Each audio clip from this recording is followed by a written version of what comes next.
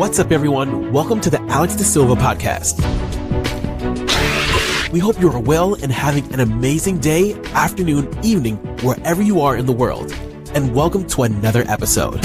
Remember to like, subscribe, and leave a comment on whatever platform you're listening. Now, let's get on with the show with your host, Alex de Silva.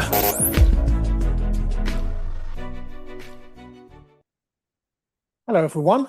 We are live. Welcome to another episode. It's always so nice to do this. I love doing these podcasts because it's such a nice opportunity to share an experience, to share something that's kind of going on for me. And as I'm discovering more and more, it's not just for me, it's for all of us, all of us around the world, all of us who are going through, this called a equina journey. All of us that are struggling mentally, physically, spiritually. Today I want to talk about, just kind of where I am, but also I want to share some more solution-based discoveries. That's what I want to share today, some discoveries. So as a lot of you know, I went into hospital in September, was diagnosed with cauda equina syndrome, had my operation, came out 25th of September, woke up, couldn't walk. As of today, which is 19th of January, 2024. So we're in 24 now. So this is almost 4 months. So in 4 months, I went from waking up completely paralyzed from the waist down to now training 4 times a week in the gym, to doing my kind of daily exercises, which kind of helps with the motor skills. So building the strength of all the muscle where I've lost the muscle, where things have switched off. So doing all of these things, really kind of getting back into that 110%. So not even what I was before, because that doesn't exist anymore. That's gone. It's rebuilding this better version of myself. And one of the things that I've discovered, throughout my life, throughout everything that I've kind of been through, I've faced a few challenges in my life. I had a very rare condition when I was younger. I had chickenpox, as millions of us do, when we're children. And I had that when I was little, overcame that, all good. And I got it again for a second time. And this time I got the chickenpox, but instead of the chickenpox bursting outside of the skin, which usually does, you kind of get all the pimples and, everything is kind of scabs up. It burst inwards. So it burst inside my body. So all down my throat, all inside my body. And I couldn't eat, couldn't drink for 10 to 12 days, something like that. And because it was so rare, and this was in 1991, so I was probably about 10 years old. Thankfully, since I was a kid, I've always been very strong. I've always had good appetite. I've always eaten very well. And but I was hit with this, and couldn't eat, drink for 11 days. Wasn't really sleeping because I was in so much pain, and I was struggling so much as well. And it was really tough, really, really tough journey. And move forward, I overcame that, thankfully. Thank God, this doctor, who I've never seen again after, saw me and my mum. This was literally like the last scenario. We had been through every single hospital doctor in my city in Brazil. I used to live in a city called Londrina in Brazil. And we were waiting, obviously, to be seen by somebody. We were in another A&E hospital. We had been there, I think this was like the second, third time we had been there. And this guy saw us and he went, "Come in here." He dragged us into this room. He kind of examined me and he said, "This is what he's got. It's extremely rare, but give him this, this, and this." And honestly, within days, I was recovering. was good, and I could eat again and I could drink again. And as soon as I could do that, that was me. I'm good as gold. I recovered. And I was literally brink. I was fainting because I wasn't eating or drinking. I kept having, obviously, I had an IV, obviously, to get kind of vitamins and minerals and things inside me, but that wasn't really enough. And I was losing weight, and and I was getting very, very weak, very, very weak. And we were extremely poor. Like, I wasn't being driven around anywhere. We actually had to walk to get buses and everything else. I literally, my body was going. I was, it was really scary, very, very scary. But overcame that, and then came to kind of, um, for kind of teenage years, all the way up until probably I was about 35. I was kind of struggled with various forms of addiction: food, alcohol, sex, drugs. uh Over the years, it kind of just got worse and worse and worse, and then pretty much it just became a combination of everything. And for about 10 years, I that was kind of my life. That was pretty much my life. And I had two overdoses. I was pretty much living to die. I'd lost complete hope of life, really. um, Always wondered, why am I here? What's the purpose of life? I'm sure many of you ask that as well. And sometimes we do, right? It's like, what's the purpose of this life? It just seems like there is so much chaos in the world, because we're constantly being fed fear and war and drama and virus and blah blah blah blah blah, and oh my god, next thing you know, you're gonna die and this is gonna happen. And so we're kind of like, why am I here? Why am I living? Surely this is not how life is supposed to be. And I always used to ask these things, like, surely this is not life. Like, this is not how life's meant to be. We're not meant to be here. We're not meant to birth into this planet to suffer. That's not how life is. It's not. And trust me, I didn't believe it for years. I used to think that this sucks. So for me, like, any excuse to kind of go, I want to check out of this, I would do. I would numb myself in mind, in body, in spirit.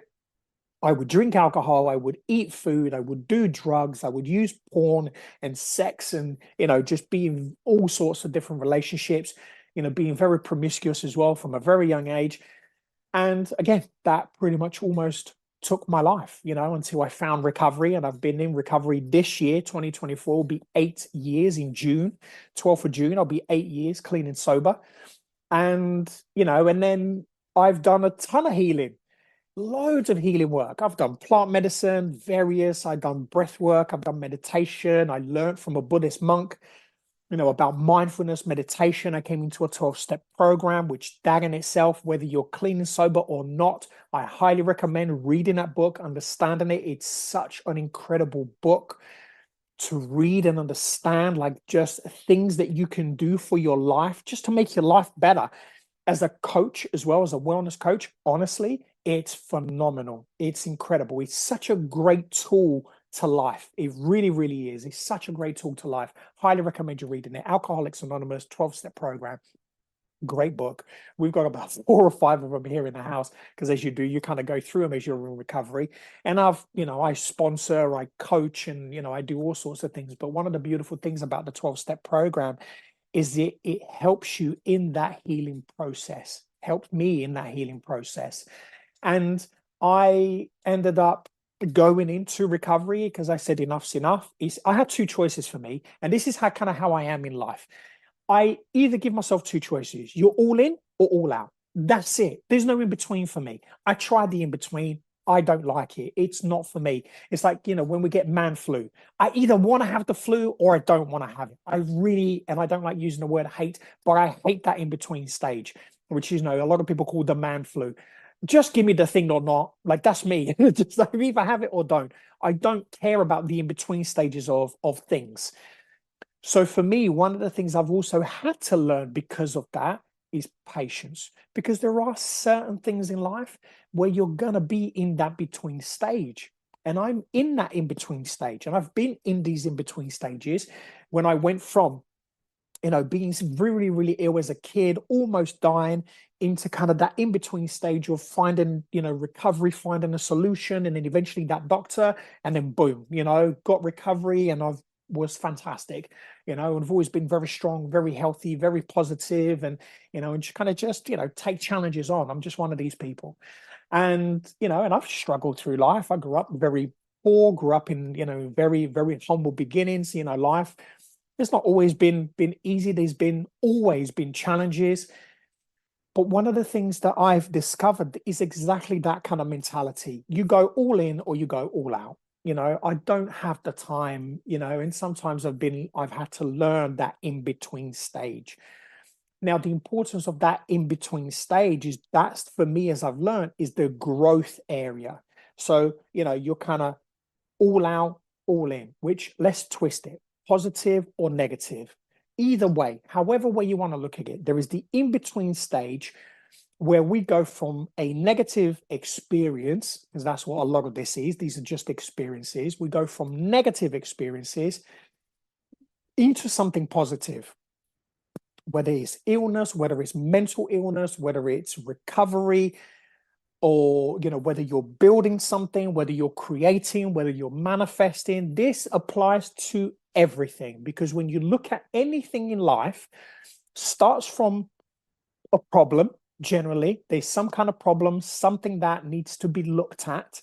Even if you're doing healing work, if you're starting a business, if you're learning something, if you're doing, if you're coming into recovery, or if you're currently sick or ill, mentally, physically, spiritually, whatever it may be.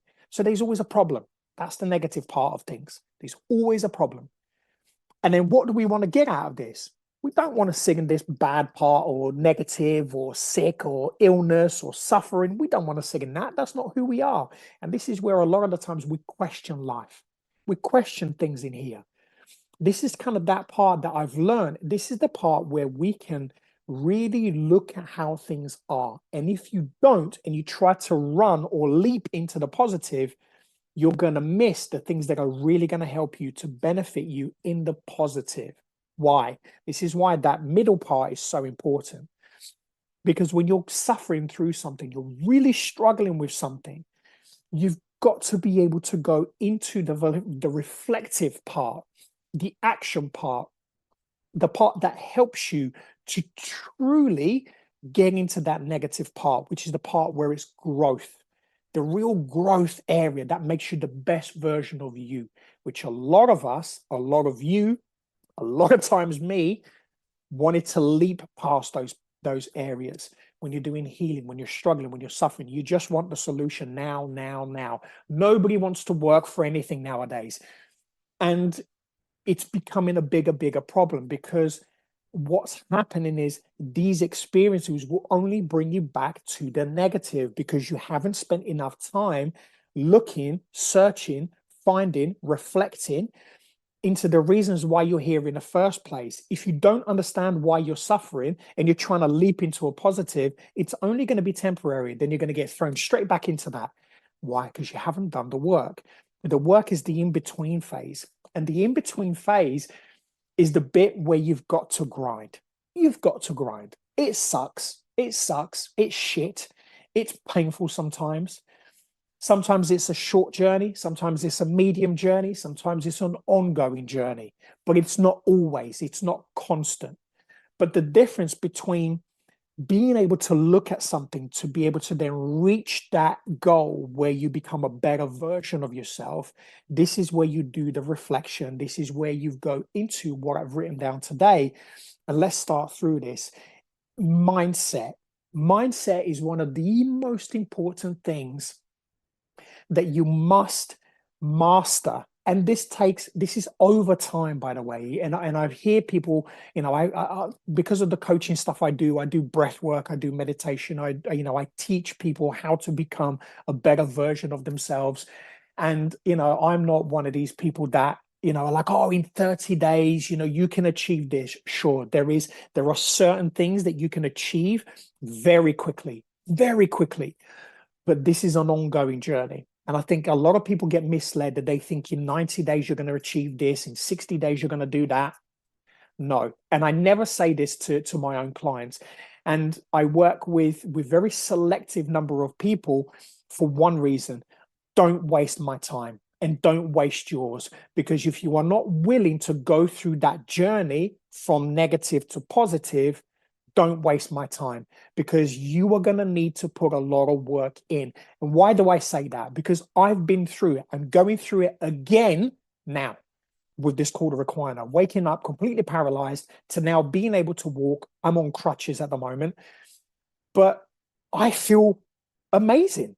Don't get me wrong. I struggle because I'm having to use crutches, and there are some times when I just want to run after Junior, or play with Ruby, or do something with the children, or I just want to go and walk somewhere. I just want to go into town. I just want to go to the gym, or I just want to go and do something, go and grab a coffee. I can't do that because I can't walk very far at the moment. I'm getting better every day, but I'm doing that middle part. This is where I am at the moment. I'm at the rebuilding stage. This is where I am. I went from waking up paralyzed, which is obviously the negative. It's not really negative. Thank God the ops went fantastic, went perfect, no injuries, no permanent damage or anything like that, which was great. Everything seemed to have gone really well. So grateful, really thankful for that. Amazing. But I'm now paralyzed from the waist down. What do we do? So I'm in that middle phase, and that's what I've been doing for the almost 4 months, is planning every single day the things that I need to do to get to my end goal. My end goal isn't a date. My end goal is an ongoing goal for me to be the best version that I can be. But nonetheless, it's a goal. It's a daily goal. And every single day I'm doing this to become better. And do I become better every day? Yes. I was talking to my wife just yesterday, and I'm getting up and down off the sofa. A lot of the times I don't really need to use anything anymore. Like, I'm getting so strong with my legs now. I can get up off the sofa easily. Whereas before, when I first came home, I had a Zimmer frame and I was struggling to pull myself up with the Zimmer frame. Like, that's how weak my body was.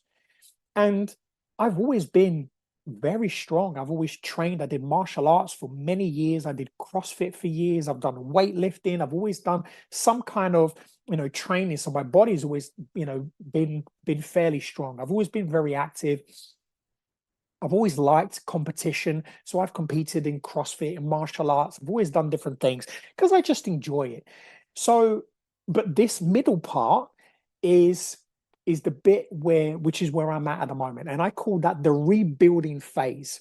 So when you're going from suffering of any kind, and I've had to go through this with, as I said, when I was a child, in recovery, in my healing journey, I've been through that. Discovering what that problem is. What's the problem? This is the problem. And this is where I'm at the moment. Cauda equina syndrome, need to recover from that. Brilliant. Okay, what do we need to do? Need to understand what my issues are. And for those of you who have been following from the Cauda equina groups, thank you. I love you. I'm so grateful because I'm sharing this journey. And I know that every single one of our journeys are so different, but keep listening. And there is a reason why. Because one of the things that I've discovered and continue to discover throughout all of these journeys is very interesting. Mindset. Number one thing you have to master, your mindset. And again, it's ongoing. Why? Because the mind is the most powerful thing on the planet. And it's the most powerful thing that it's inside of you. It keeps everything alive. Your mind and your heart. Two things, most powerful things. You kill either one of these off, you are done. Everything else you can pretty much live without. But these two things are the most powerful things. So pay attention. The mind. You have to train yourself to focus every single day in the recovery that you want to achieve. Every single day when I wake up, this is how much I'm focusing on it. I'm just going to give you an example. I dream about walking freely now. I see myself, even in my dreams now, I walk. My right foot, so my legs, as I said, from the waist down, everything switched off. My foot dropped, everything, can't move anything. Now, my right foot getting stronger and stronger every single day, starting to move. Spoke to the physio the other day, and he said, you're not really going to need a splint for that much longer. I used to have a very long splint that went all the way up my legs. Now, I've got these, if you can see it on the video, I've got these small little things that just go around my ankle. This goes around the shoe or the trainers and just lifts my foot up a little bit so I can walk.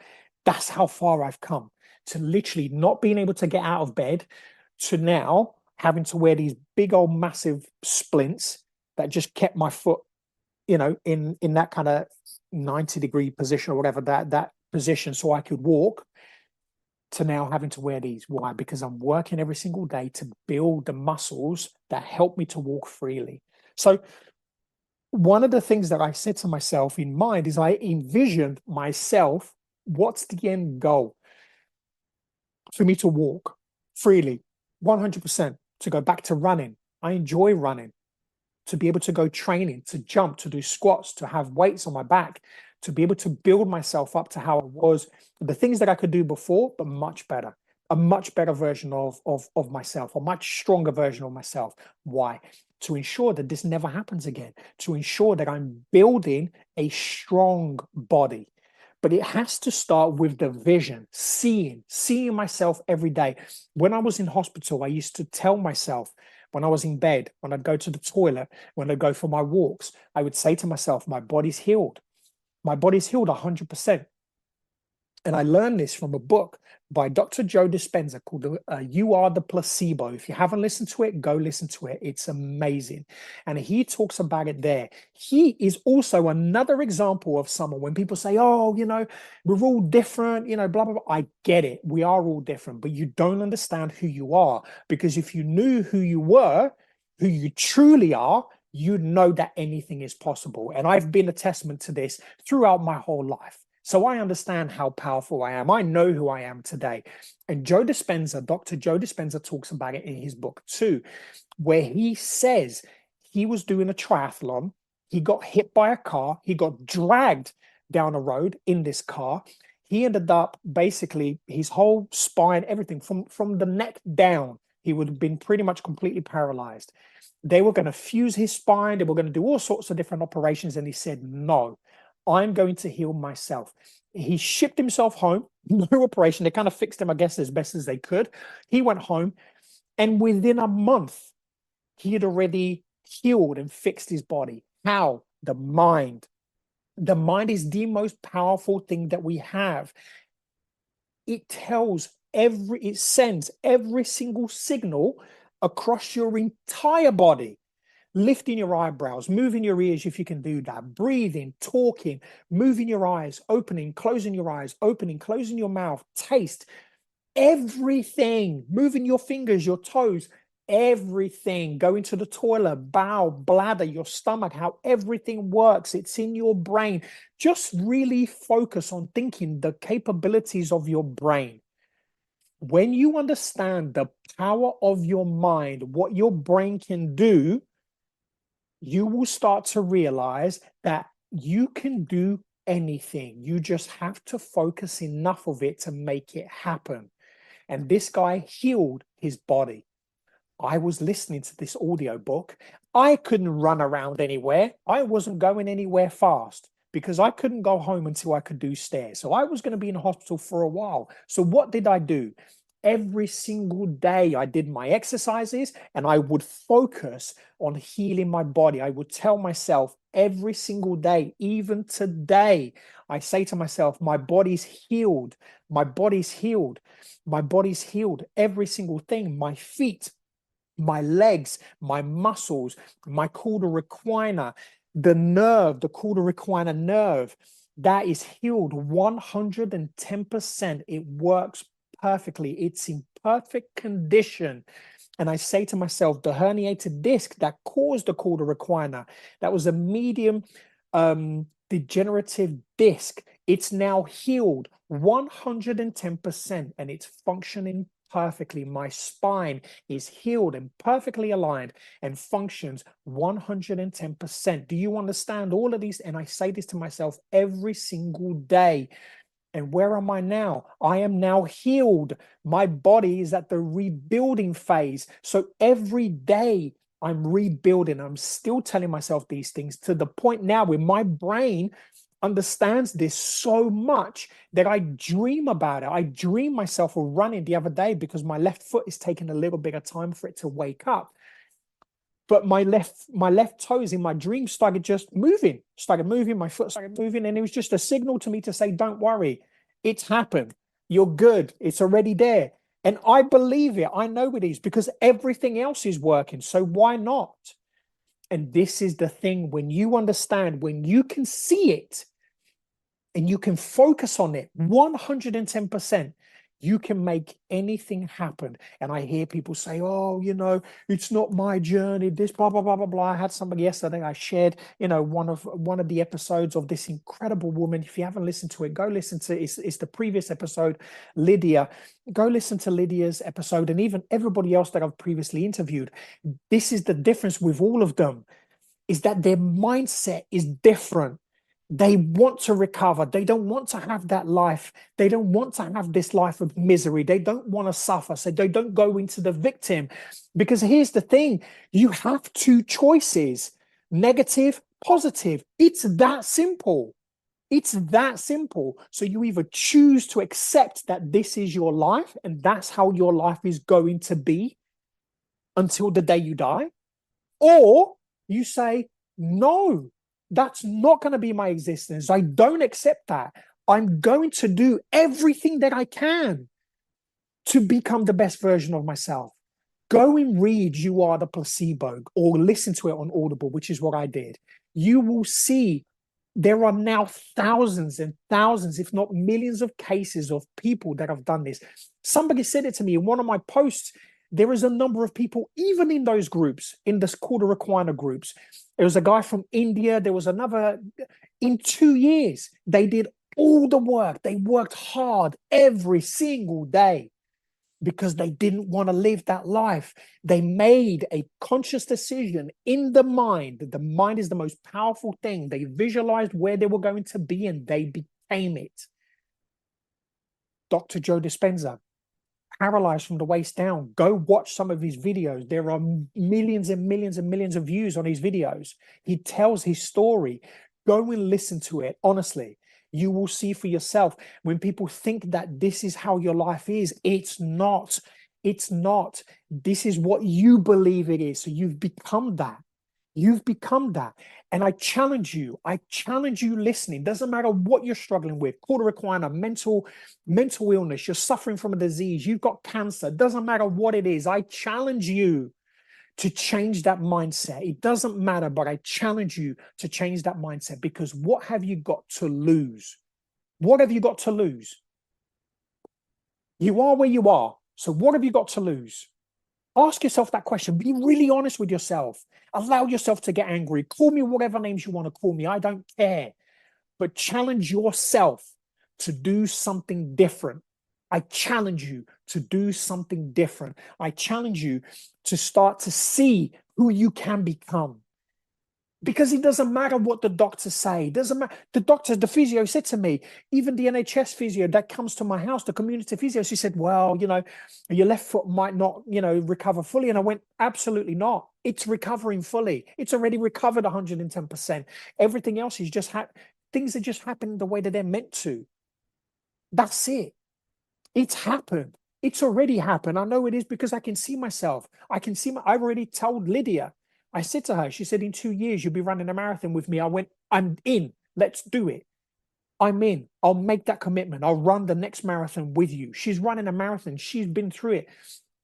And her journey was 7 years ago. Since then, she had 5 other operations on her spine. She's running the marathon this year in April. It's the mindset. She didn't accept that journey. She said, no, I'm going to do more. And she's achieved it. And people go, well, all of our journeys are different. Of course they're different. But the outcome, it can be whatever you want it to be. Do you understand that? You have to understand that part. All of our journeys are different. None of our journeys are ever the same. Doesn't matter what it is. I've been in recovery. I've suffered from mental health, stress, depression, anxiety. I tried to commit suicide twice. I've had overdoses. I've had a number of things happen to me throughout my life. I've been through it. And trust me, I've been into the depths of hell, and I've come out of it, because in the end I went, this is shit. And I'm not going to live this way. Absolutely not. And as soon as I made that decision, I did something different. What was it? I did that middle part. That sucks. It sucks, but it's the hard work, because I said to myself, surely this is not it. Surely there's more to life. Surely there's more that I can achieve. Surely there's more that I can be.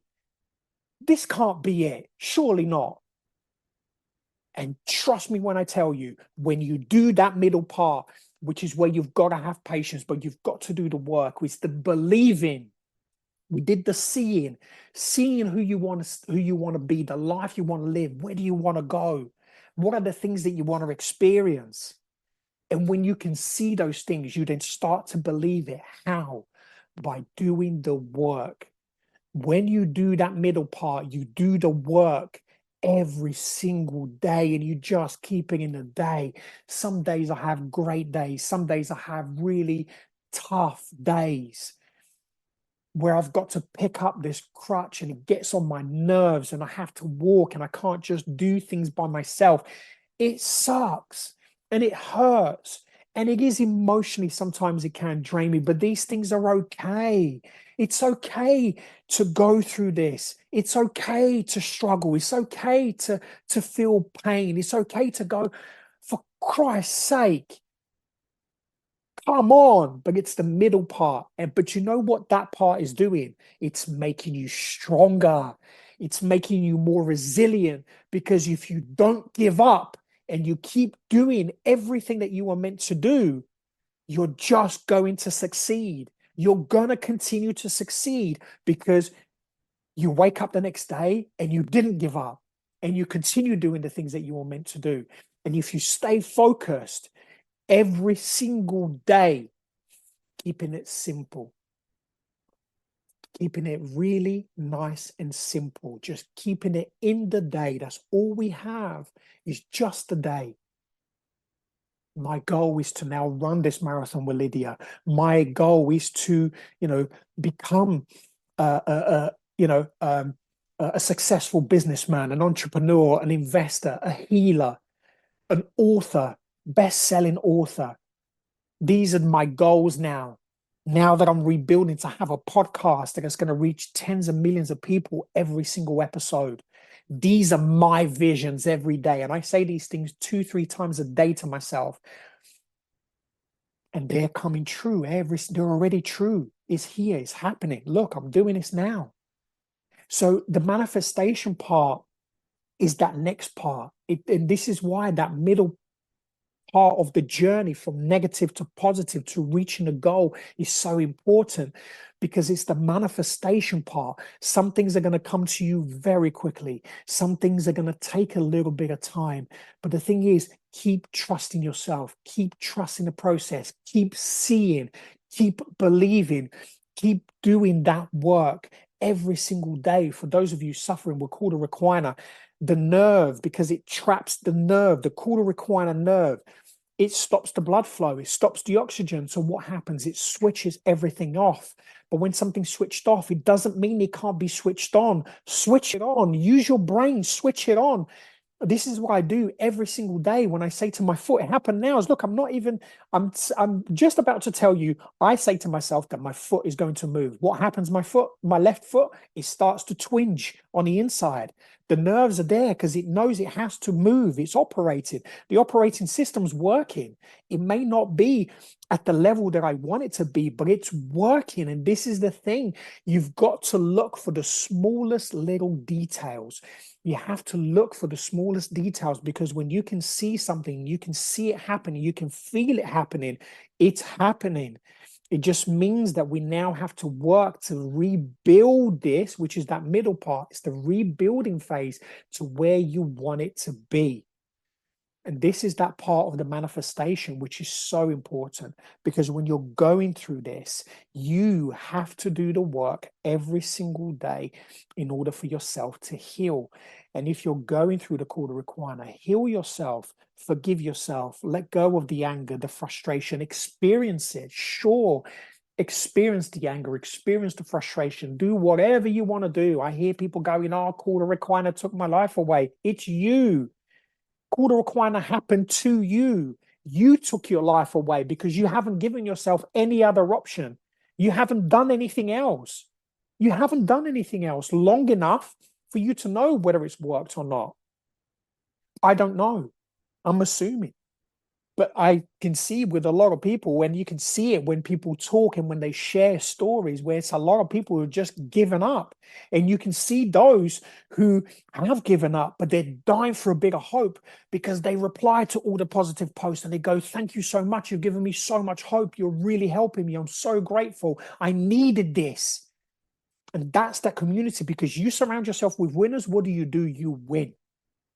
You surround yourself with losers. What do? You lose. Why? Because you become that victim. Oh, my poor life. And I'm not going to say, by the way, and I'm not bashing anybody in any way, what I'm saying, because there are some people that it might never happen for them, but it doesn't mean that your life is going to be a misery for the rest of your life. Because, for example, I've seen people who have been paralyzed. I've seen people with no limbs. I've seen people from the waist down who go on to live incredible lives, who go to become motivational speakers, who go to become authors.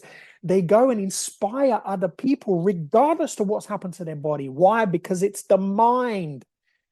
If you have a mindset that is flourishing, that flourishes, that grows, everything you put your focus into will manifest. Everything. And I'm at the position now in my life where I question everything. And I even, like I said, I challenge you to do the same. Do it, because what have you got to lose? What have you got to lose? And people say, "Oh, it's easy for you." And this is another, it's a cop out. "Oh, it's easy for you to say." Not really. I was paralyzed. I was paralyzed from the waist down. And every single day I'm working to become better and better and better. And I'm not going to give up until I get to that position. And there is no other option for me. I could have very easily accepted the fact that this is it and had just given up. But I said, absolutely not. I am not putting this on my wife. I am not putting this on my children. Most importantly, I am not doing this to myself. Absolutely not. No, I am not going to be in a wheelchair. I am not going to be on crutches. I am not going to live that life. No way. No way. I'm already phasing into using one crutch. I can walk on my own. I'm starting to do the things that I said I'm going to do. But what do we have to do is that middle part, which I want to get to, the body part. The body part, especially for us going through cauda equina, because the pressure is obviously so tight on the cauda equina nerve, it switches everything off. And when I mean switches everything off, I lost 7 kilos of muscle that was just in my legs, literally below the waist. Everything that switched off. I didn't realize how heavy it was. 7 kilos of muscle on my legs switched off. I woke up and my legs were sticks. I was looking at pictures with my wife, and my wife took a load of pictures of me through the journey. And we were talking about how my legs are getting so much stronger now. And we were going through some of the pictures because I'm writing a book and I want to have pictures to put on there to show people the journey, what's possible, what you can achieve, the possibilities. And my legs were just sticks. When someone is paralyzed, all the muscles switch off. And I was like, okay, let's switch it back on then. What do we need to do? And this is where I started to work on the body, daily practices. This is how it started for me, ladies and gentlemen. I couldn't move. I couldn't get up. My quads, which are the muscles at the front of the legs, they were the only things that were kind of awake. They were pretty much also gone, but they were awake. So I could bring my knees forward, but my legs were like jelly. And I could kind of, shift myself around a little bit, but there was no strength, nothing, absolutely nothing, switched off completely. I've always had strong legs. I've always had a strong bum, glutes. I've had big glute muscles. I've always, as my wife says, had a really peachy bum. I'm Brazilian. I've been blessed with a nice bum. It is what it is. I've been blessed. So it's one of those things. And I also worked at it. I'm 43 years old. I'm going to be 44 years old this year. So I'm not a spring chicken, but I work hard. I work hard to look the way that I do. I look hard to look young. I work hard to have this lifestyle. I don't drink. I don't smoke. I don't punish my body anymore. I've realized that I don't have to do any of those things. And the less and less I do these things, my body started to become better. I started to look younger. I started to look more flourishing. I started to have colors on my face. I didn't have dark circles under my eyes. These things are normal. I'm gone a bit gray, but that's it. I can color my hair. Like, it is what it is. It's not a big deal. Whereas my daughter says it's not that deep. There are things that we can change. One of the things I will not do is I will not stick chemicals in my body. Absolutely not. I won't get Botox or any of that stuff, because I think, let's age gracefully. And again, you start putting toxins into your body, you're asking for trouble. So look after your body. Look after your body. Work with a physio. Fight to get a physio. Get a physio, either community, NHS, through your hospital, whatever it may be. Do not leave the hospital until they've committed to doing it. They will not do it unless you fight for that stuff. Fight for your rights to get the treatment that you need. Fight to get that. And you only do that when your mindset is different. If you've given up on life and you're a victim, they're going to ship you home and you're going to struggle. But it's your own fault, because you didn't look after yourself. And often or not, when people neglect themselves, when things like this happens, they continue to neglect themselves because they don't spend the time looking after themselves. So the journey just continues, and you're only experiencing what you're bringing to yourself. And that's true. That's a fact. And I've done it to myself, by the way. This is stuff that's happened to me. So I'm speaking from experience. I did exactly the same thing. I was 16 stone, which is probably like almost 100 kilos. And because I was eating really bad processed foods, I'd eat McDonald's, KFC, I'd eat all sorts of processed foods. I'd smoke, I'd drink alcohol, I do cocaine, I do all different types of drugs. And I'm wondering why I'm 16 stone. I look like I look at pictures of me back then. Now my wife isn't sitting to me because you look younger. I'm in my 30s and I look younger now than I did back then. Sure, I have some gray, but if I color my hair, I look exactly the same as I did before. When I tell people I have a 26 and a 19-year-old son and daughter, they go, "You're not even old enough." People still think I'm in my 30s. I'm not, thank you, but I'm not. And it's not bragging, it's a fact. Look after yourself and things will work out for you. But if you neglect yourself, things won't.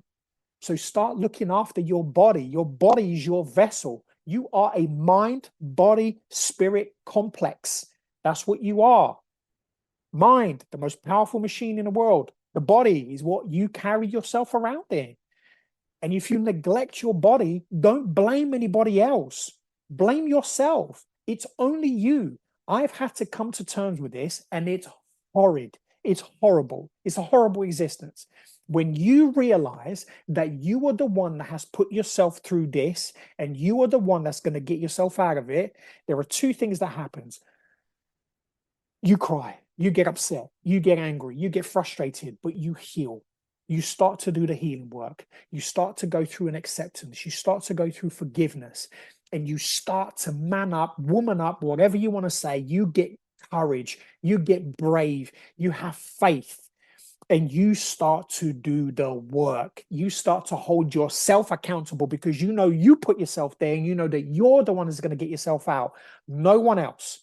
No one else. Stop relying on government. Stop relying on the NHS. Stop relying on medication. Stop relying on things to get you out of the situation. Eat healthy, which is what we're going to get to. Nutrition. Eat healthy. If it has more than one product in it, it's processed. I was a vegan for years. I was veggie for years. I found what works for me, which is meat. I'm a carnivore primarily. I eat eggs. I eat all sorts of meat. I eat unpasteurized cheese. I drink unpasteurized raw milk, raw honey, and I eat fruit. And I do eat rice because I'm Brazilian. So I've always loved eating rice. So I do eat some rice. But honestly, I have never felt so good in my life. Let's not kid ourselves here. And I'm going to be honest with you. Do I like a chocolate? Yes, I like a chocolate. My mum has just come back from Brazil and she'd bought 2 kilos of Brazilian chocolate. And honestly, they're amazing. I looked at the ingredients the other day and it's got to be about 20 ingredients. But every now and then I'm like, I'm going to eat this. Why? Because I like it. Is it bad for me? Yes.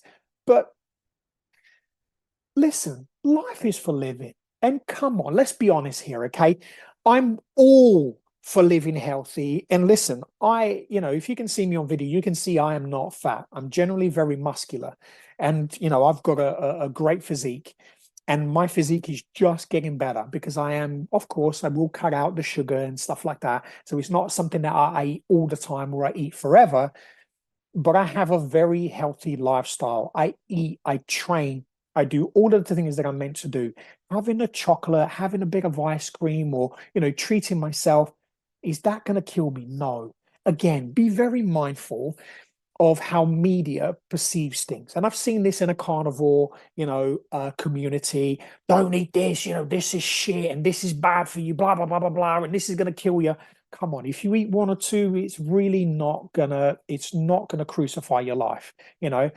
I see people living until their 90s and they've had a balanced life. So I think we've got to be a little bit mindful as well, because a lot of the times, remember how powerful your mind is. If you start to consume content that is full of fear, that's what you're going to attract. And you're going to get stressed, you're going to get anxious, you're going to get depressed because you're constantly feeding it. And honestly, that happened to me when I came into carnivore. You can't eat this, you can't eat that. This is shit, this is bad, blah, blah, blah, blah, blah. And this has got 100 ingredients. Blah.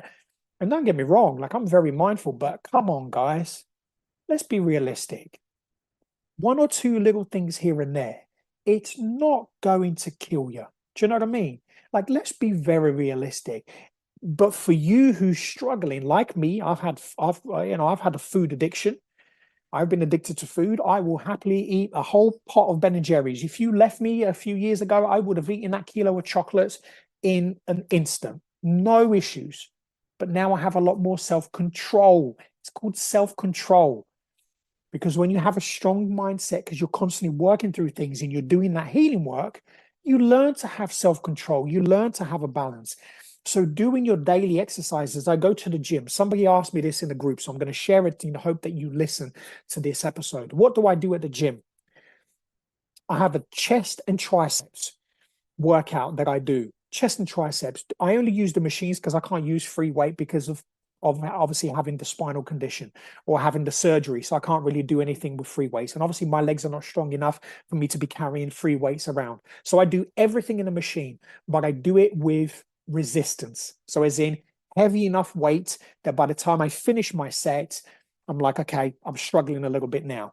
But I've been building this. When I first got back to the gym, which was probably about a month ago, I started really, really light. And then I've been building gradually and gradually and gradually. This is what you have to do. Don't try and go benching or, lifting very heavy weights. Gradually start, but push yourself. You are the only person that's going to push yourself. Unless you have a coach that's doing it for you, you're the only person that's going to push yourself. So set yourself your limits and start to incrementally and slowly increase the weight over time. So chest and triceps is one of the workouts that I do. Why? Because having a strong trunk, which is the upper body, will help me with the crutches.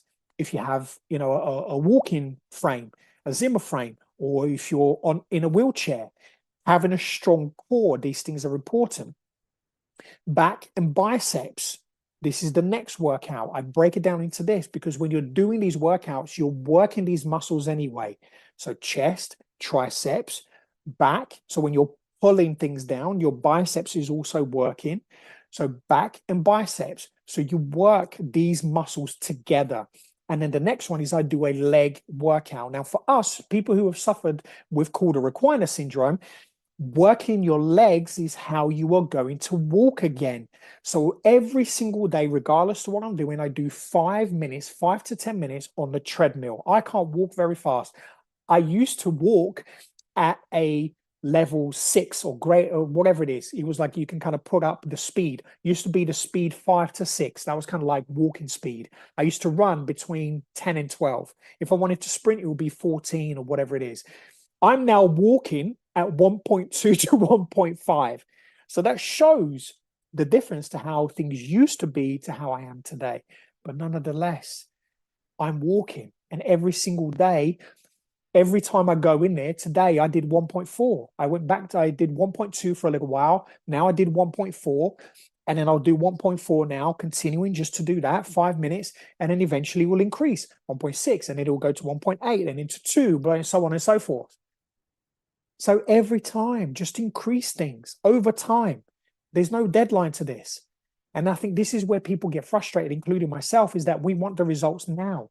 We're in a society that we're so spoiled. We're so, we just expect that people are going to bring things to us, and we just want things now. And that's not how life is. You've got to work at things consistently. So having consistency is important. The leg workout, 5 minutes on the treadmill, including all the other workouts, back and biceps, chest and triceps, back and biceps, and then my leg workout. Every single one of them, I begin with 5-minute walk on the treadmill. Or if you can get on a bike, do bike. If I could get on a bike in the gym, I've got a bike here at home that I do half an hour. But at the gym, because the pedals are a bit funny and my feet are still kind of moving around, they're not stable enough just yet, I don't do the bike. But if I could, I'd probably sit on there for about 10, 15 minutes. So that's what I do. Next, I then go and do my workout. So for legs, which is kind of focused on the people with cauda equina, the leg workouts that I do, everything is in the machine. So I warm up my legs by doing the walking.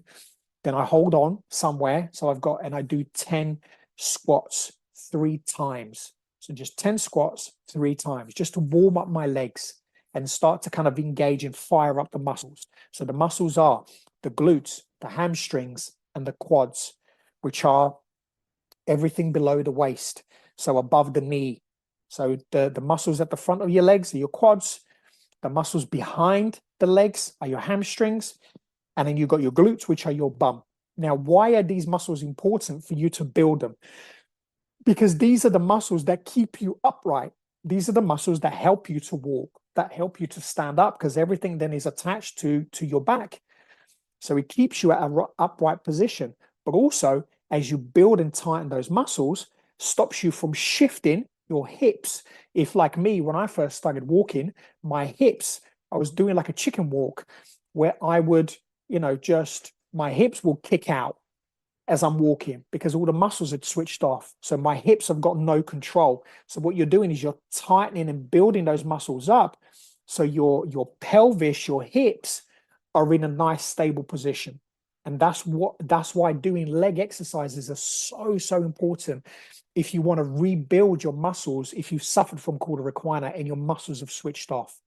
Now, if you're in a position where I was back in September, you have to start way before that. You cannot start going to the gym and doing weights. Absolutely not. I started by starting on they call it a Sarah Steady, I think it is. And you just lift yourself up. You basically lift yourself up into this machine or contraption, and you basically just stand there. And the exercise they gave me to do is just rocking back and forth and then side to side, and then just very slowly starting to get myself up and down again into that squat position. So you can do that if you've got somewhere where you can hold on to both hands and you've got stability, so you're not going to fall backwards or anything like that. You can hold on with both your hands and you can start to just slowly sway yourself from side to side, start bringing that motion, start building, start activating those muscles. And in time, which happened to me within like the first 2 weeks, I then started to rebuild because I started to do the squats, and which starts to then activate the muscles. As I started to do squats, it started very little and I started to build, and I was doing more and more squats, more and more and more. I think in the end, I ended up doing like 50 a day. This is in the hospital before I could even walk, but I was holding on to something. So obviously it wasn't just like, like proper full body squats. I had obviously support because I couldn't really, but it works. The muscles were still working. So anything that you can do assisted, do it. So do these things because it will build.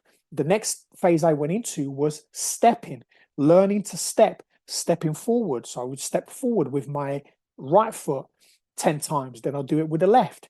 Then I'll do a side step with my right foot. I'll do that 10 times. Then I'll repeat the left. Then I'll do a back step 10 times. I'll do it with the right. Then I'll do it with the left. And I did these exercises for every single day without fail, every single day. And then I also did the squats. And then you just start to build. If you're working with the physio will give you these things to do. And eventually you will start to see that your muscles will start to rebuild, and you will start to rebuild the strength in your legs. Now, for people who have completely switched off, I take it back a step even further, and I will go back into the mindset of telling your body to wake up. Go back that far. You don't have anything else to do, so focus. 10, 20 minutes, half an hour a day, every day, 3 times a day. If you've got 10 minutes, everybody has 10 minutes. Everybody has 10 minutes a day. If you've got 10 minutes, do that in the morning, do it at lunchtime whilst you're cooking yourself some lunch, and then do it before you go to bed. When you first wake up, when you have lunch, when you go to bed. 10 minutes each time. That's half an hour a day. Everybody in 24 hours, you have half an hour. And that's what I did.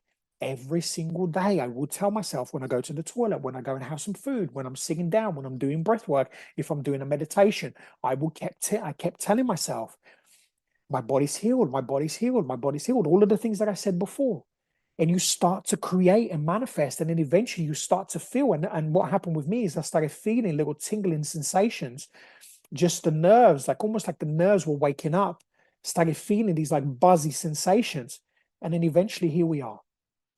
Now I'm at the gym where I'm doing these exercises. Now, if you're in a position where you're walking with a crutch or you're starting to walk, build those legs because it will help you more. Build those legs. And what I do is I start with the leg press, which is where you sit down, because obviously it keeps my back supported. And then all you do is you put your feet up, and of course, then you can kind of press the weight with your legs. I used to be able to leg press free weights. I used to be able to press over 200 kilos, and I used to do that 3 times 10. I used to do, about 30. So I used to do 10 times, 3 times. And in between that, I used to do 20 squats. So that used to be my routine. And then on the machine, I used to do about 100 kilos and do the same because the position is slightly different. So you're working a slightly different muscle. But when I went back to the gym, I was doing 30 kilos. Now I'm up to, I did 60 yesterday or the day before. I did one set of 12 at 60 kilos. So I'm kind of like building the weights back up, but I'm building back up. So I do that leg press, number 1. And then after that, hamstring curls. Everything at the back of your legs have switched off. Those leg presses are really good because they work on the glute muscles, the bum muscles, and they work obviously on your quads as well. And if you can go deep into the squat and then you're pushing up, it will help you to do that. Then the hamstring curls, which is what I do. And then I do the leg extensions on the machine. So all machine work. And then once I've done, I go and find somewhere that I can hold myself up and I do some kickbacks, just, bring my legs back to again, build those glutes. So there are so many different exercises, and I've done training myself for years, so I know how to train my body. If you don't, speak to a personal trainer or speak to your physio. Your physio will give you the right exercises to do, but do them daily. One of the things that my physio say to me all the time, she's always complimenting me. She's like, honestly, week on week, you're constantly changing. And I said to her, you always really compliment. She's like, are people just not like that? She went, Alex, I go and work with people and they'll go and do the work once with me and then they don't do anything else for the rest of the week. And they wonder why they never progress and that they progress so slowly. She said to me a number of times, and even Lydia that I spoke to in the previous episode said exactly the same thing. You have to do the work. You have to work at it every single day. She said, in the first 2 years are the most important times for you to recover if you've gone through cauda equina. Why? Because this is when the muscles, the nerves, the healing is happening at its fastest rate. This is a specialist nurse. She knows what she's talking about. So listen to the episode. Honestly, she is incredible. Listen to the episode because this is one of the things that she said. In the first 2 years, it is the most important time for you to do your recovery. So make sure if you're early in, do the work. And she said to me, you've had this happen to you in September where you're completely paralyzed and you are where you are now. And by the time we did it, I think we were like just over 3 months. where I'd had the operation, she went, "It's incredible. Like your work ethic is on another level." And I said to her, "Lydia, for me, it doesn't feel like that. I don't have a choice," which brings back to the mindset.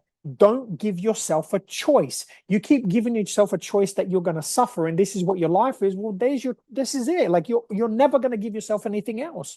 So for me, when people say to me, every time someone says to me, "Oh, so what happened to you?" I don't mind talking about it. I love talking about it because it brings awareness to cauda equina. So I want to share the story. So I tell people the story, and I say to them, "Yeah, I was paralyzed. Now here I am." And they're like, "Oh my God, what did you do?" And I'm like, "I work out every day. Like I do this work every day." Why? Because I don't have a choice.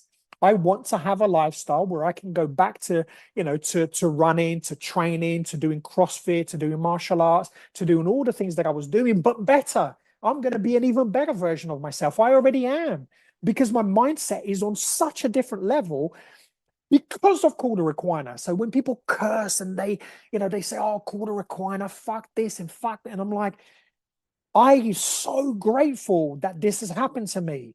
I'm so grateful for this cauda equina journey because it's given me the next level of who I am as a man, who I am as a person. So I can literally now go, "Oh, this is the challenge I gave myself. This is the challenge the world gave me. Let's go. You are not going to keep me down. There is nothing on this planet that's going to stop me now."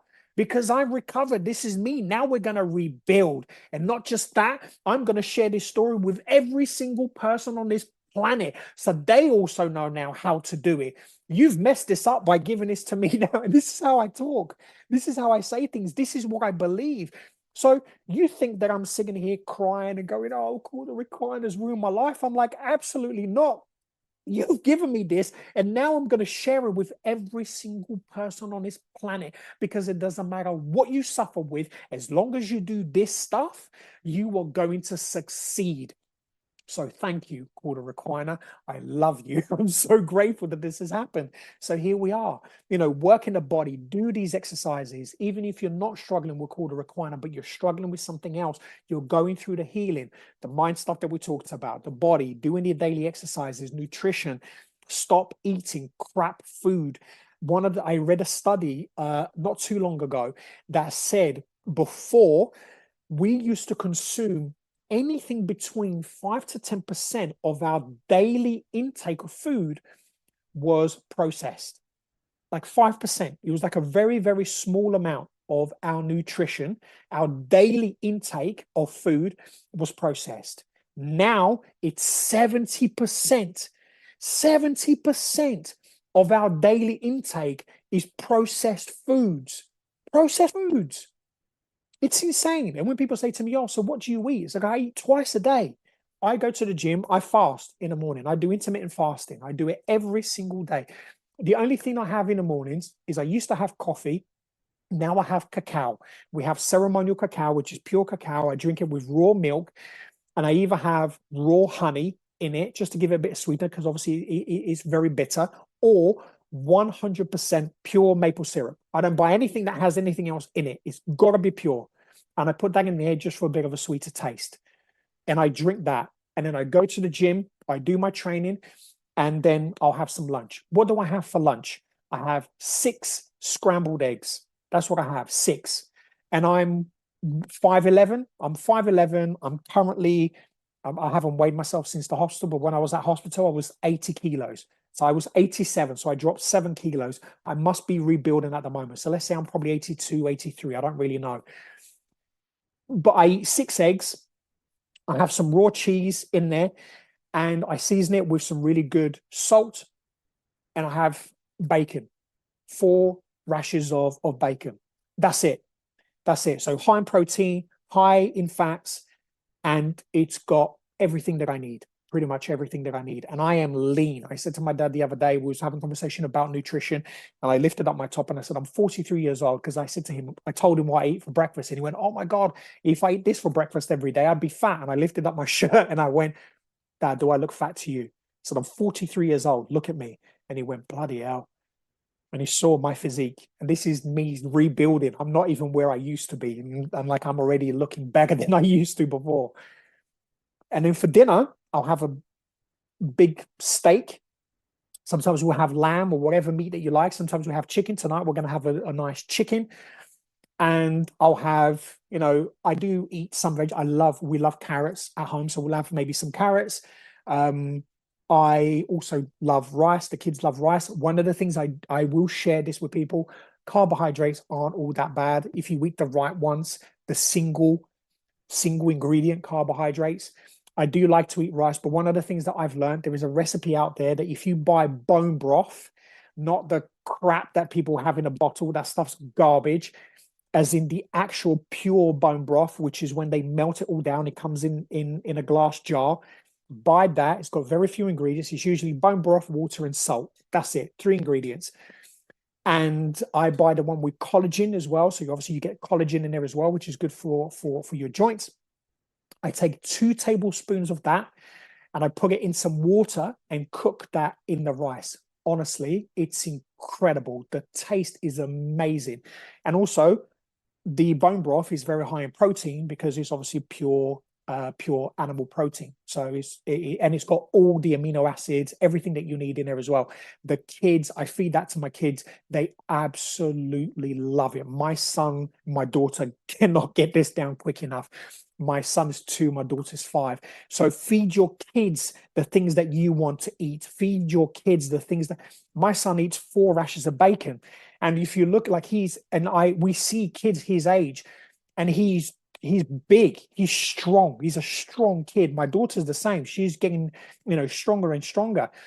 And she's only 5. So, when you start to feed your kids these things, you not only do you feel better, your kids will benefit from it as well, because everything that you feed yourself, you feed your children these things.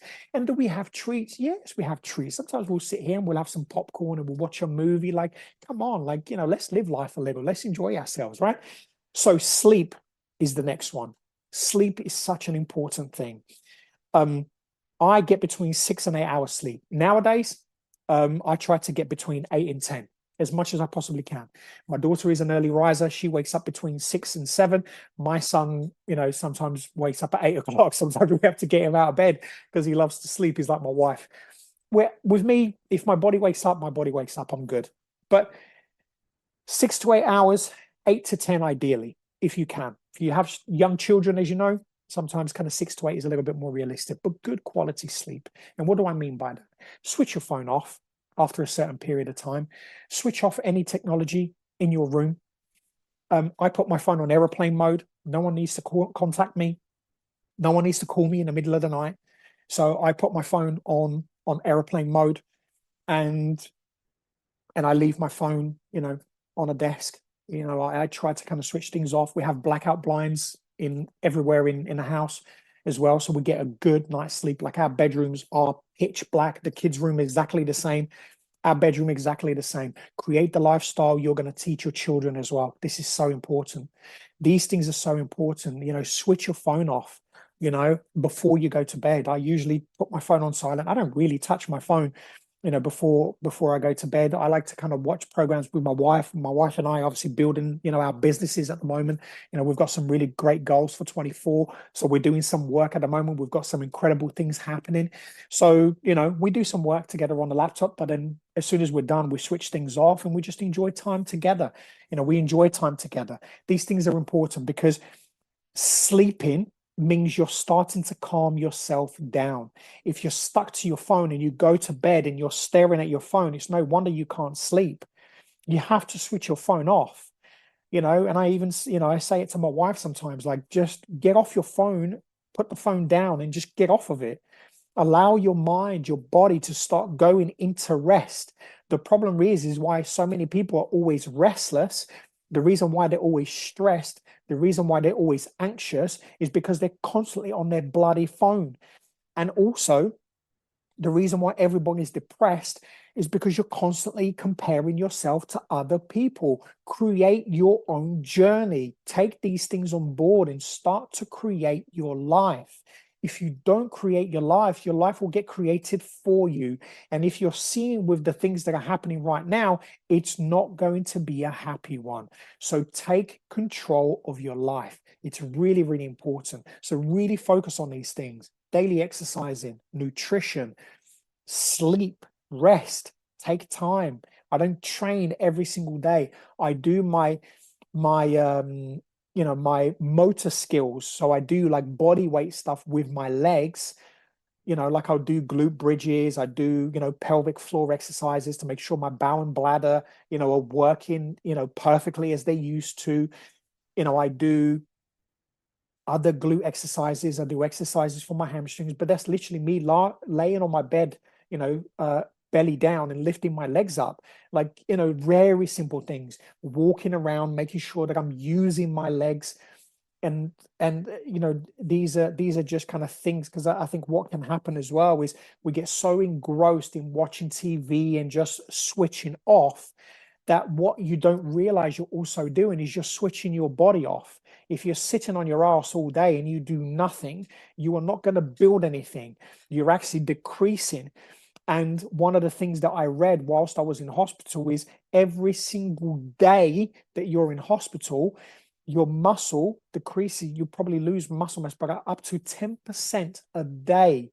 10% a day. That's a lot. And I already didn't have any muscles. So I did not have this luxury of laying in bed all day. I had to move to rebuild things. And this is how you do it. Like, if you want to have that lifestyle where you can go and do things, you can play with your children, your grandchildren, whoever you are, you want to go and travel or just go for walks and, or running, or you want to challenge yourself, you have to do this work. You've got to do it. There's no negotiation around this. And like I said before, you only have yourself to blame. If you're not living the lifestyle that you desire, it's on you. That's it. It's as simple as that. It's as simple as that. So make sure also that you're doing sensory work and stretching. What I mean by sensory work, people that have lost sensations on their legs, their feet, their bum, cauda equina affects us below the waist. One of the things that I am constantly doing, I'm constantly scratching my legs. I'm constantly rubbing my legs. I'm constantly doing exactly the same thing to my groin. I'm doing exactly the same thing to my glutes. I'm doing exactly the same thing to my feet. Why? Because they switched off. And in order for your brain to send the signals down to your legs again, you have to do these things. You have to do the sensory work. And I do that every single day. I do it when I'm sitting down and I'm watching something. As I've been doing this podcast, I've been doing the sensory work. I've gotten so used to it now. I'm in such a daily routine that I now do it because it's gone into my subconscious. This stuff has become my daily life. So I do these things now without even thinking about it. I move and make sure, that I'm moving into different positions. So I'm not sat in the same position all the time. All of these things are very important. Do some light stretching. As you're rebuilding muscle, you will see that things are going to start to get a little bit tight.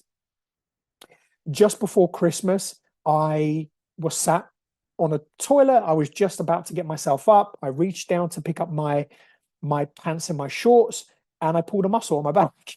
And I went, "Oh, Jesus Christ." And my wife went, "Oh my God, are you okay?"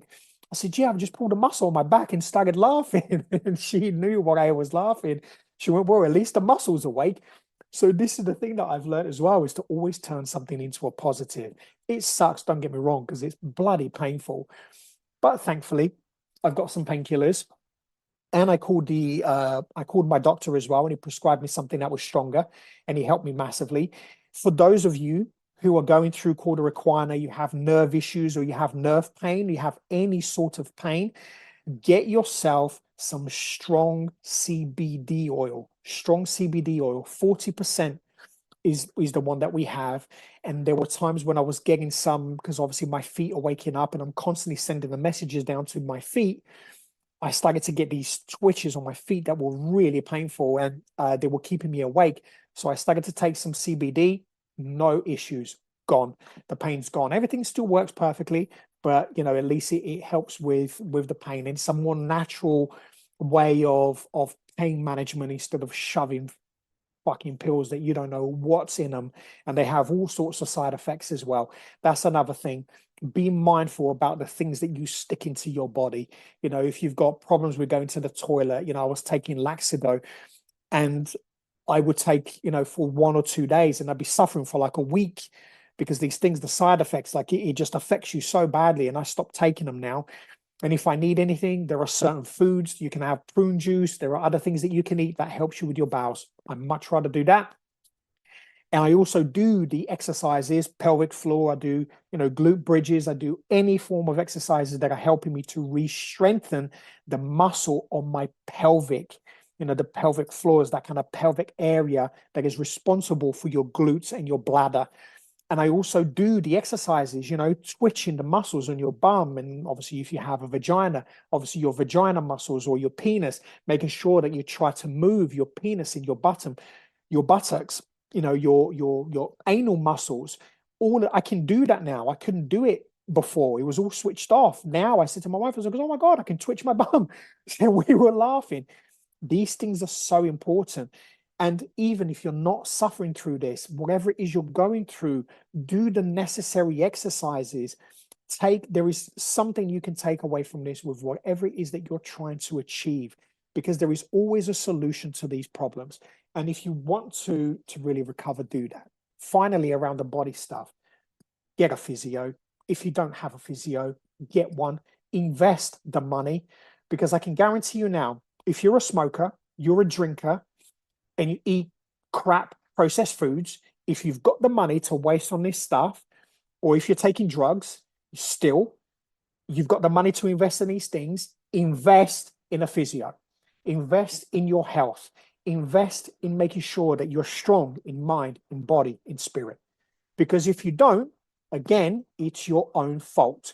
If you've got enough money to be blowing a week on these things, you've got enough money, because a decent physio will cost you anything between 50 to 90 pounds per session. I pay, for my physio, and because my community physio is finished, but I want to continue with the physio until I go to Stoke Mandeville, where I've been accepted as an outpatient. And I want to make sure that I'm getting the recovery I need. So I will spend the money every week to have her come here and work with me. And she butchers me. She really trains me. And I said to her, my focus is rebuild, because she knows now I'm going to the gym. She's helped me with some of the exercises and, things that I can do. And she's a neuro physio. So this is what she specializes in, which is the kind of the neuro part, spinal, and ensuring that she can get me to do the right exercises. So get the right physio to help you, get a neuro physio, which is what I got. And it's helped me massively. But again, if you're suffering from something else, if you're having issues, get a personal trainer. You want to lose weight, get a personal trainer. Get somebody to help you with nutrition if you don't know the things that you need to do. I will be more than happy. I've got a 6-week nutrition plan that I can send you for free. I give it out to people. It's just one of these things. I created it. It worked for me. I created it. If you're vegan, sorry, I can't help you. But if you eat meat, I'll give you that. And honestly, you will flourish. And again, personal training, get a personal trainer, get a physio, get somebody to help you to rebuild whatever weakness you have. Because honestly, it's worth the investment. And then I still do everything else, because and again, what are your priorities? What are the priorities in your life? Question yourself. I invite you to do that. Question yourself, question what's important to you, because to a lot of people, and maybe to some of you listening, these things aren't important to you. You just don't care enough. But stop fucking complaining. That's it. If you don't want to invest in having a better life, stop complaining about it. Stop complaining. Stop being in these groups and complaining about it if you can't do things. And there are no excuses. You can go, if you want to use the government for something, use it for their funding. If you want to go and invest in yourself, get a credit card, get a loan. Like, if you really want to invest in yourself because you're going to get the benefit out of it at the end, invest in yourself. I've done that. I've invested in myself for my business. I've invested in myself for my health. I've invested in myself, in my healing over the years. I've spent thousands and thousands and thousands of pounds, or dollars, whatever you want to call it, in my well-being, in mind, body, spirit, and now my businesses. I'm doing these things because I don't want to live a suffering life. And I'm learning from people also who are very successful in mind, body, spirit, and who are very successful in business, who are wealthy, who are healthy. And when you listen to these people, you see that their mindset are very, very different. These people always look for a solution. They are always looking, how can I improve? What can I do better? How can I improve in the areas where I'm weak? So, and these are the things I'm sharing with you today, the things I'm sharing with you right now. These are non-negotiables for these individuals. And these are the things that have been non-negotiables for me for years. And they have always helped me to succeed. So take these things on board. Finally, the soulful spiritual element of us, which also helps with the mind. If you want to strengthen the mind and the body, you've got to do things like meditation, 10 minutes. Go into a meditation. And when people say, I can't do meditation, it's bollocks. Because if you can shut your eyes and you can sit still and you can focus on your breath, you're meditating. You cannot shut your thoughts off unless you shoot yourself in the face. You're never going to shut your brain off. Your brain is a machine. It will always create thoughts. It's a creator. It's a creation. That's what it's there. That's what it's designed to do, to protect you and to create, to imagine. That's what it's, and it stores information. It stores infinite amounts of information. So you're never going to shut your brain off. That's one of the things. Understand that when you're meditating. Number two, just sit down somewhere. Find a comfortable spot. Sit down, close your eyes, and don't move. Sit still. Sometimes I take breath work and meditation classes, and you see people fidgeting and they're scratching their face and they're fucking scratching their arms. Sit still. What's wrong with you? Do you know? And the reason why people can't sit still, because you don't know who you are. People go, I know who I am. Or who are you? I'm a teacher. I'm a man. I'm a woman. My name's Sally. My name's Jeff. I'm 40. That's not who you are. That's not who you are. You don't even know who you are. It's no wonder you can't sit still. And the reason a lot of people can't sit still, because it's the trigger of the fear and ego. It's that side of the brain that wants to keep you alive. You have to train yourself to come together in calm, in peace, in joy. But if you allow yourself to just simply sit and relax, don't worry about the thoughts, because when you focus on your breath, which is breathing gently in and out of your nose, if you just focus on your nostrils, the air coming in and out of your nostrils, that's enough. If you lose the focus, bring it back to that. Honestly, it's a game changer. And you're talking to someone that used to think this stuff is hippie stuff. It's like, oh, leave that for the hippies. Leave it for these idiots dancing around hugging trees. That was me. I love hugging a tree. I love the world. I love grounding myself. I love going to the beach. I love sitting in the sun. My daughter hugs trees. I never taught her how to do it. She just walked up to a tree one day when she was little and just hugged it, because she knows that there is a connection to the energy. The roots of the trees are no different from the roots that we have. We are connected to everything, but you're never going to know that unless you figure it out, unless you go within. And when you go within and you go deep enough to understand that you are everything that is external, everything that you see, touch, taste, smell, and I mean everything is connected, everything. But you're never going to know that. And you're never going to believe it until you see it. And that was me. I used to think this stuff was garbage, absolute garbage, until I humbled myself. I stopped being such a fucking idiot. I stopped being so fucking ignorant. And I actually tried it. I said to myself, what's the worst that can happen? And do you know what happened? I catapulted myself to a different level. I started to learn. I stopped being so ignorant. I started being kinder. I started being more honest. I started to take things so personally. So when I speak, I am very blunt. I am very open. I am very honest. But it's not from a place of anger or hate or anything like that. It's from a very loving place. And truth hurts. So if it's hurt you to listen to some of the things I'm saying to you, good, because it means that there is something in there that you need to work through. And when you can work through these things, you are healing. If you can just identify that there is an issue there, you've already taken a step in the right direction. So sit, do some meditation. If you're ready to do some breath work, honestly, that was an absolute game changer for me.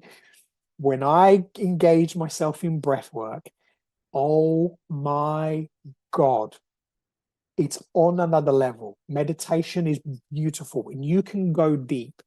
Breath work, not only can you go deep, it takes you to a higher level of consciousness as well. And for some people that struggle with therapy, talking therapy, breath work is phenomenal. Not only that, when you're doing breath work and you're using that focus, that visualization to, for example, to heal your body. So underneath the waist, for example, my left foot, I always send signals. I imagine my left foot vibrating, being completely awake, moving, functioning perfectly. And I do the same with my right one, my calves, my hamstrings, my glutes, my legs, my bowel, my bladder. I'm focusing it all working perfectly, being stronger than ever. And I'm breathing through it. All of a sudden I wake up and everything's buzzing, buzzing, buzzing. When I was in hospital, I used to do breath work every single day. And every time I had a different nurse come and sit in the ward, because sometimes they had they had people which they had to be there for, the sort of like the emergency sort of individuals. Um, a nurse would come up to me as I'm doing breath work and she'd like, "So are you okay? Like, are you having a panic attack? Like, should I get someone?" And I'd open my eyes real quick and go, "No, I'm good. I'm just doing some breath work. I'm good."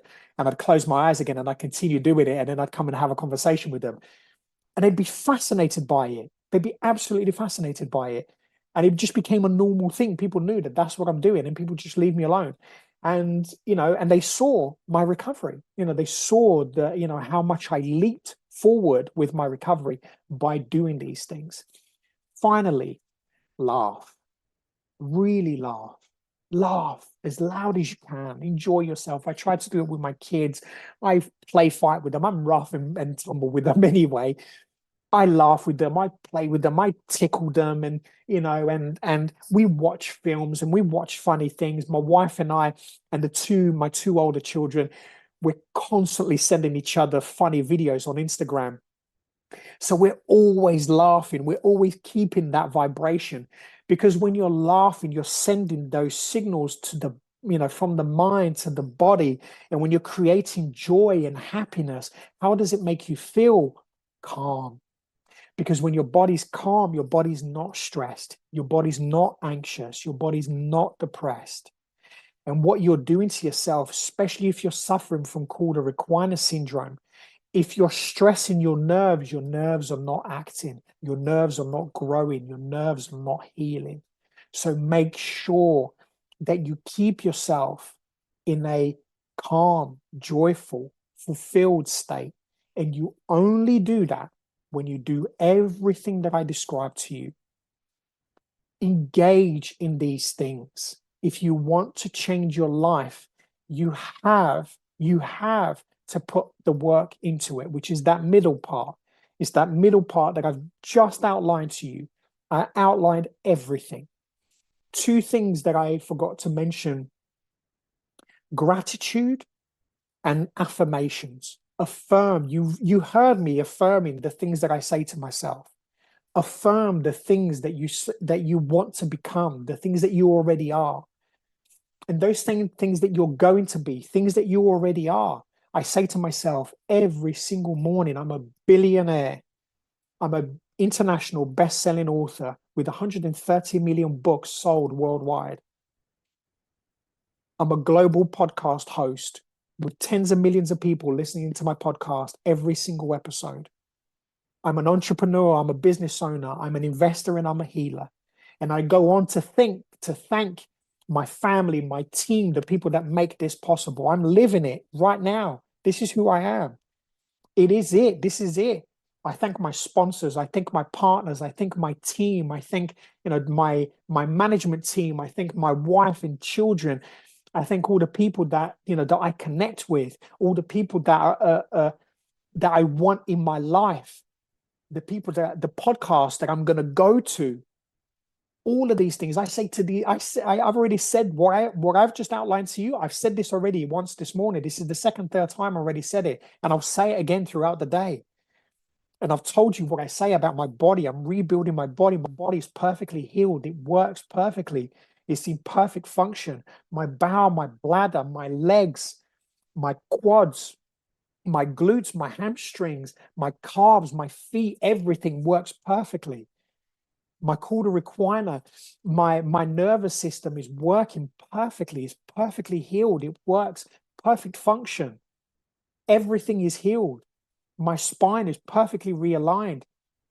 My disc is perfectly healed, in perfect condition, because that's what I am. My mind, body, spirit, perfect condition. I'm happy, I'm fulfilled, I'm strong. I attract abundance, gratitude, thanks. It's everything that I am. Use these things. Use these things and feel the energy. Feel the energy and honestly, the abundance flow, the things that are happening to my life right now. And this is me of going through this stuff. And like I said, sure, I have days where I wake up and I'm like, oh, God, it sucks. But it's okay. Like, things are okay to suck. Like, it's okay. It's okay to get frustrated. I get annoyed. Like, I get annoyed with my children. My wife and I sometimes have words. My life, but that's the perfection of life. Life is perfect. When you see life for what life is meant to be, this human experience, it's just an experience, but it's an opportunity to make you great in mind, body, spirit. You are here to learn, to grow, to develop infinitely, constantly, always. That's what we are here to do. But when you go inside, when you understand who you truly are, then these things become easy. But when you're sat in fear, in anger, in depression, in victimhood, in the ego, oh, no, and everyone's different. You haven't been through what I've been through. Give a shit. So what? You haven't been through what I've been through. What are we going to measure dicks? Come on, it's silly. People wanting to start an argument over nothing. I've had this where I've shared positive posts and people are like, it's like some of their comments, I'm kind of like, what do you mean? Like, what do you want from this? I don't really understand. And then because I respond in kindness, they don't really know what to say. But what they're trying to create is an argument because they're in their victim. They're in their fear. They're in their anger. They're angry with the world because this happened to them. So fucking what? It's happened to thousands of us. What do you think you're special just because something's happened to you? There are 8 fucking billion of us here. You are not a special individual. It's not just you in the world. Wake the fuck up, people. And when you do, I had to do this to myself, by the way. I had to have this conversation with myself. And when I went inwards and discovered how vast this infinite space is, and I realized who I am as this experience in the vastness of what exists, I am fuck all. So here's me complaining and bitching about, oh, I was an addict once, oh, I experienced this, oh, I suffered. So fucking what? Do something about it then. You're going to sit here pissing and moaning for the rest of your life, or are you going to do something about it? And it's only you that can change you. There is no God. There is no Jesus. There is no Allah. There is no Judas. Like, there is no Joshua. Like, no one's going to come and save you. The government isn't going to give you a pill. The government wants to destroy you. The government is going to kill people. It already has. It continues to do so. The government wants to control and manipulate people. So did the World Economic Forum, like you just see, or like all of these wars. Do you think these things are happening just because people... Like, these people, like, these things are happening because it's destroying society, but it's down to you as the individual to stop it. And people go, well, how do you stop it? Don't buy into it. Don't buy into it. If you don't like something, stop buying it, stop watching it, stop consuming it. And when you stop doing these things and you take the time to go within, because you think you're living, you're not, you're just existing. You're an NPC. You're a non-player character. If you play video games and you see these characters are just walking around in life, and you punch them in the face and they'll just carry on, like that's you. That's literally 70% of human beings right now. I was one of them. I was exactly the same. But what I did is I took responsibility and I went, what the hell am I doing? All of these people that killed themselves, they couldn't take this human experience because it is tough sometimes. It is tough. But remember this, you are the creator. You are the Christ. You are the Allah. You are the Joshua. You are. That's who you are, whether you believe in religion or not. I'm not preaching. I'm just telling you the truth. You are. I'm not religion. I couldn't care less about religions. I kind of studied religious texts, and I've got the Quran here. I've got the 12-step program. I've got the Bible. I've read like different, I was taught by a Buddhist monk. And the only thing I take from it is that there is one God. We are everything. Unconditional love is the only thing that's gonna change things. But you're the person that has to do it. That's it. No one's gonna come and save you. It's all in every single religious text on the planet. The world tells you. There are people telling you. I'm telling you. There are influence out there that tell you. It's your ignorance. It's your fear. It's your ego that doesn't allow you to see it. Some people will never see it. Some people will. And hopefully, if you are the person that wants to see it, that wants to discover, that wants to find out more, do the work. Do the work. Stop pissing and moaning. Stop surrounding yourself with those kind of individuals. And you will start to see that you will shine. And the people you surround yourself with will change. Because when you start to seek a higher level of consciousness, you naturally find higher level of consciousness individuals. Nothing changes if nothing changes. I hope you've enjoyed today. I hope you've got something from today. I know sometimes I can sound harsh, but that's not, I'm just being honest. I'm just being very real. And I've had to have these conversations with myself. So nothing that I'm telling you is anything that I haven't experienced myself. I haven't said these things to myself. I haven't had to discover these things myself. And believe me, I'm still discovering. I'm still finding areas where I have to go, come on, Alex, you can do better. Do better than this. Because it's only me. My wife holds me accountable. I hold her accountable. We do that for each other. Because when you start to surround yourself with individuals that want to be better, they're going to hold you accountable. They're not going to buy into your bullshit. They're not going to pat you in the back. Like you see these fucking groups where people are crying and complaining about life. Oh, white supremacy. And it's a white person degrading who they are. Now, if you wake up and you truly realize who they are, color means nothing. It means nothing. We're all the same. But what these things do, it just creates more hate, more frustration, more division, more anger, more dying. And this is what we're doing. And then people wonder, why is the world so bad? Well, it's because it's your fault. You're the one doing it. Stop buying into this bullshit. Oh, but we have to fight. No, you don't. You don't have to fight for anything. What you have to do is create. Because when you create, things change. If you're fighting something, you're just going to fight with the same energy. You are never going to create anything differently. So in order for things to change, you have to change. And I hope that you do, because you deserve it. You are great. You are fantastic. You are phenomenal. Trust me. I've discovered this over, the 43 years that I've been alive. And I will continue to discover more as I continue to live this incredible life. And I will continue to share more. And I hope that you enjoy it. And I hope that you share this, because the more you share, the more it helps others. And my goal is to reach, millions of people with this, so that millions and millions and millions of us, eventually billions, can wake up, we can come together, we can unify as humanity.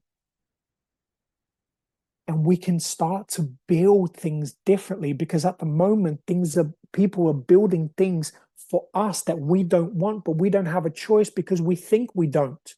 But actually we do, because if we don't buy into it and we say, no, thank you, I'm good, I'm going to do this for myself with my community, then these people have no choice. And if there is tens and hundreds and thousands and eventually millions and then eventually billions of us, the 100 people that control everything don't have a leg to stand on. Have an amazing day, and I'll see you in the next episode. Take care. Thanks for listening. And if you want to find out more about how you can overcome issues caused by mental health, go to alexdasilva.co.uk. That's www.alexdasilva.co.uk. See you on the next one. Be great, be fantastic, and be absolutely phenomenal. Take care.